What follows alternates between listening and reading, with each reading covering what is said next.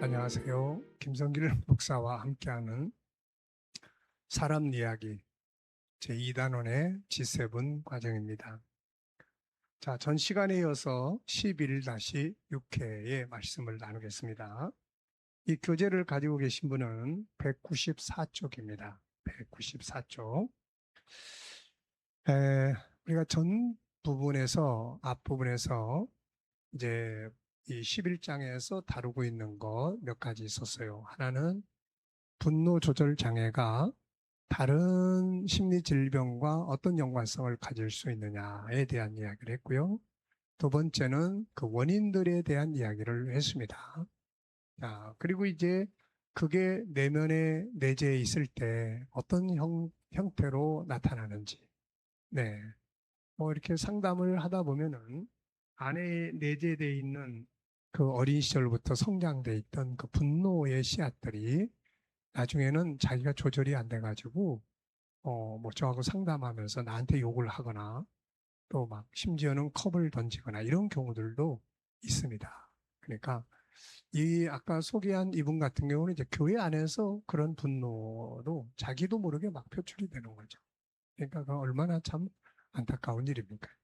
그러니까 이런 부분들을 이제 치료를 해야죠. 감사한 것은 우리 내면에는 분노의 씨앗만 있는 게 아니고 바로 창세기 1장 7절에 온유함의 씨앗도 있다. 이걸 키우면 된다. 그렇게 간단하게 일단 생각을 하시고 치유에 돌입을 하시면은 얼마든지 좋아질 수 있고 치유될 수가 있습니다. 인간은 본래 그런 모습으로 온유한 모습으로 살도록 창조가 되었기 때문입니다. 자, 그래서 일단 에휴, 나는 틀렸어, 불가능해 이렇게 생각하지 마시고 내 본래의 모습이 창세기 1장 27절에 주님이 닮은 성품이구나. 난 이걸 꼭 찾아야지. 이런 의지를 꼭 가지시기 바랍니다. 자, 여기서는 이제 그런 이제 심리 질병, 그러니까 그런 조절 장애를 어떻게 우리가 치유할 수 있느냐. 그래서 여기서 7가지를 소개를 하고 있는데요. 우선 의지가 항상 중요하다는 거 꼭 기억을 하시고요. 뭐 나는 본래 그런 성품이 그런 걸 뭐 어떻게 그리고 그냥 의지를 갖지 않고 그대로 수용해버리고 그것을 당연시해버리면 이거는 이제 안 고쳐지는 거고요. 그렇지만은 내 성격이 이래가지고 이 부분 때문에 다른 사람들과의 관계도 내가 안 좋고 난 이걸 반드시 고쳐야 되겠다. 이런 마음만 가지면 얼마든지 다 고칠 수 있고 또 바꿀 수가 있습니다. 왜냐하면 창세기 1장 27절이 내 안에 먼저 자리 잡고 있기 때문에 그런 거예요. 자, 여기서 소개하는 7가지 한번 살펴보겠습니다. 첫째, 생각의 방향 돌려주기. 먼저 생각을 바꿔주면 돼요. 공황장애나 대인기피 혹은 분노 폭발 조절 장애를 가진 내담자가 상담자를 찾아왔을 때 다양한 방법들을 통해서 내담자의 마음에 안정감을 주고 그 안에는 분노의 내용들을 찾아서 분해하고 치유를 하게 됩니다. 이때 이제 찾아오신 내담자에게 할 수 있는 일들 중에 우선 다음과 같은 것들이 있습니다. 우선은 그 사람이 고민하고 있는 주제보다 좋은 다른 주제를 꺼내거나 다른 행동을 하도록 도와주는 거, 잠시 그 본인이 겪고 있는 심리적 아픔을 잠시 피해 주는 거죠. 그 사람이 잠시 잊어버리게 해주는 겁니다. 그걸 다루면 더 흥분하기 때문에 그래요. 내담자를 존중히 여기는 것 아주 중요한 일이고요. 장점 찾는 것, 고마운 사람 생각하기 등으로 흥분된 마음의 생각을 조금 이렇게 가라앉게 해주는 것이 좋습니다. 자, 그 다음 단계는요, 분노 조절 장애를 겪고 있으니까 이 사람은 이제 일단 또 분노를 폭발시키는 그런 거예요. 예를 들면은 수류탄을 이제 가지고 있는데 이 수류탄을 사람들이 있는 곳에서 폭발시키면 이제 사람이 죽거나 다치잖아요. 그래서 뭐 공터에 다른 곳에 있는 비어있는 공터에 가서 멀리 던져서 터뜨리게 한다든지 바로 이런 방법이죠. 그래서 분노를 쏟아내는데 그 현장이 아닌 전혀 다른 곳에서 다른 방법으로 쏟아보게 하는 겁니다. 곁에 있으면 욕이라도 해주고 싶은 사람이 있는지 생각해 보고요. 그 사람의 이름을 써서 의자 위에 놓고 또 종이 이렇게 나무 종이 몽둥이 같이 말아가지고 그걸 이렇게 두들겨 때리면서 그렇게 분노를 쏟는 방법도 있고요. 혹은 편지를 써서 또 분노를 쏟아내게 하는 방법도 있고요. 또 큰 소리로 부르짖는 기도를 통해서 쏟아낼 수도 있습니다.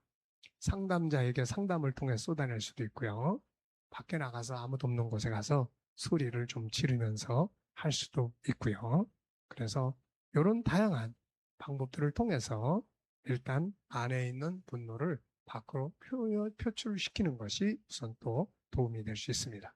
세 번째는 이제 화해시키는 거. 지난날 분노의 원인이 되었던 사람들, 부모, 형제, 친구, 이웃 등과의 화해를 만드는 게 아주 중요합니다. 직접 만날 수도 있고, 스마트폰 활용할 수도 있고, 메일을 보낼 수도 있고, 전화할 수도 있고, 편지 등을 사용할 수도 있습니다. 돌아가신 분 같으면은 편지를 써서 그 내용을 우편함에 넣는다든지 아니면 불에 태워서 강물에 이렇게 흘려보낸다든지 내가 아버지 때문에 이런 상처를 받고 살았습니다. 아버지는 떠났지만 내 안에 그러나 이제는 이걸 다 털어버리고 싶습니다. 이러면서 이야기를 하는 것도 아주 중요하고요. 또 셀프 편지를 하는 것도 아주 좋습니다. 특히 자기 자신과의 화해도 대단히 중요해요. 자기와의 대화, 자기와의 편지, 자기 위로. 그렇게 못나 보였고 그랬던 나 자신을 위로도 해보고 또 그때는 그랬지만 이제는 내가 스스로 성장했으니까 나는 이제 이걸 벗어버릴 거야 해서 그런 부분들에 대해서 이제 선언을 해주는 것도 좋습니다.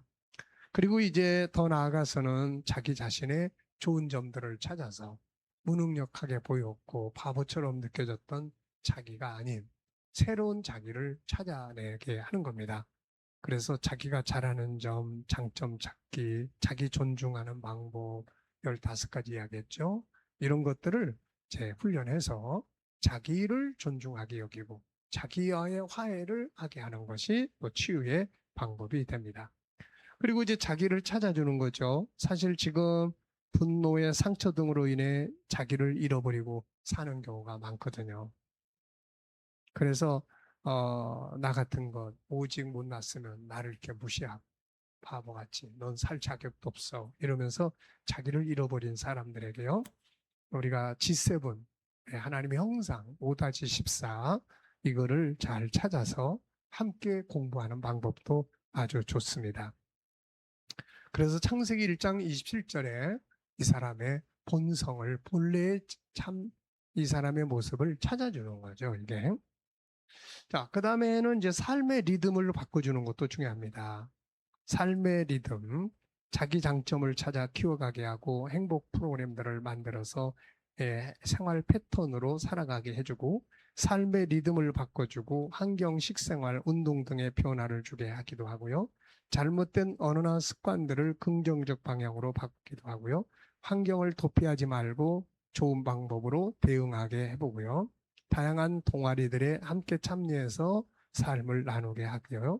현실에 복귀하고 치유를 병행할 수도 있습니다. 자, 그 다음에 6번째는 영적 프로그램을 짜주는 것도 좋아요. 기도 프로그램, 말씀 읽고 쓰기, 암송하기, 특히 G7 프로그램 공부, 그리고 봉사 동아리, 그리고 GTS 묵상 이런 것들이 치유에 큰 도움이 됩니다. 마지막 7번째는 모든 질병이 동일하지만 특히 심리질병도 마찬가지예요. 어느 정도 치유되었다고 해서 그대로 두면 다시 악화가 될 수 있죠. 치유하는 과정에도 이어진이 자꾸 일어날 수 있고요. 그러나 이것은 점점 없어지는 과정이므로 두려워할 필요 없습니다. 치유가 된 후에 영적 관리, G7 공부, 봉사활동, 생활 패턴, GTS 묵상 등을 계속해서 관리하고 함께 나누게 되면 온유함 나무가 묘목이 자꾸 성장을 하게 되고 이 분노의 나무는 자꾸 줄어들게 됩니다. 분명한 것은 치유할 수 없는 심리질병은 없다는 거죠. 다만 어느 만큼 내담자의 의지와 상담자의 확신이 있는가가 아주 중요합니다. 자, 심리 질병 그리고 분노 조절 장애를 겪고 있는 분들, 여기서 치료하는 방법 7가지를 소개를 했습니다. 생각의 방향 돌려주기, 분노 쏟아내기, 자기와 화해시키기, 자기 찾아주기, 삶의 리듬 바꿔주기, 영적 프로그램 짜기, 자기 관리하기. 자, 이렇게만 잘 만들어 가시면은 이 분노 조절 장애뿐만 아니라 다른 심리 질병도 치료하는데 아주 큰 도움이 될 수 있습니다. 예, 이런 문제 때문에 고민하시는 분들이 계시면 연락을 주시면은 여러분들을 도와드릴 수 있습니다. 자, 예, 지금까지 우리가 분노 조절 장애에 관한 이야기를 나눴고요. 다음 시간 12장에서부터는 이제 대인 기피증에 대한 이야기를 나누도록 하겠습니다. 자, 감사합니다.